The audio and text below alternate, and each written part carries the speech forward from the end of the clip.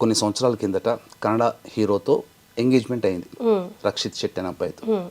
తర్వాత ఆమె, ఎందుకంటే ఒక స్త్రీకి హక్కు ఉంటుంది ఎవరిని వివాహం చేసుకోవాలి, ఎందుకంటే కన్యాదానము చేస్తున్నారు, వరదానం జరగట్లే. కన్యాదానం అన్నప్పుడు ఏంటి దాని అర్థము, మన అమ్మాయిని ఒక ఇంటికి ఇచ్చేటప్పుడు ఆ అమ్మాయి తల్లిదండ్రులు మన అమ్మాయి అక్కడ క్షేమంగా సుఖంగా సంతోషంగా మెట్టినింట ఉంటుందా అని చెప్పి ఎంచుకొని మరీ ఇస్తారు తప్ప అబ్బాయి అమ్మాయిని ఎంచుకోవడం ఉండదు. కాబట్టి కొంత చిన్నతనంలో అమ్మాయికి అప్పుడు ఎంత టీనేజ్ కూడా ఉండకపోవచ్చు, తెలిసి తెలియని ఆలోచనతో తీసుకున్న నిర్ణయం వల్ల ఎంగేజ్మెంట్ జరిగిపోయింది రక్షిత్ శెట్టితో.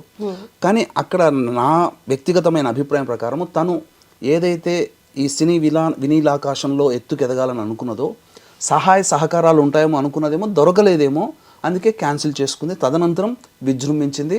మొత్తం సినీ ఇండస్ట్రీలో పెద్ద పెద్ద స్టార్లతో అనేక భాషలలో ఆ అమ్మాయి చాలా తక్కువ సమయంలో చేసింది. తనకి సరైన ఈడు జోడైనటువంటి వ్యక్తి విజయ్ దేవరకొండగా కనబడడం. అలాగే 2017లో అనుకుంటా కదమ్మా వీళ్ళిద్దరికి ఎంగేజ్మెంట్ అయింది.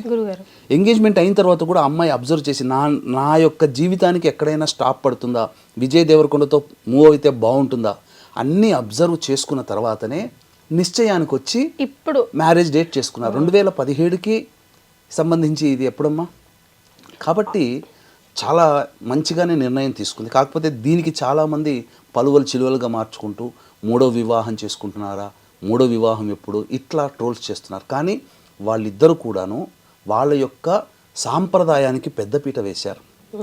పెద్దపీట వేస్తూ ఇందులో భాగంగా మీరు చూసుకున్నట్లయితే వివాహము డేట్ ఫిక్స్ అయిన దగ్గర నుంచి కూడా తను చేపట్టబోయే యొక్క అమ్మాయి యొక్క ఆనందాన్ని కలిగించాలి, అమ్మాయికి కలిగించడం కోసం ఎక్కడా కూడా కాంప్రమైజ్ కాకుండా విజయ్ దేవరకొండ ఒక గొప్ప మహల్ రాజ్ ప్యాలెస్లో వివాహాన్ని నిశ్చయం చేసుకున్నారు.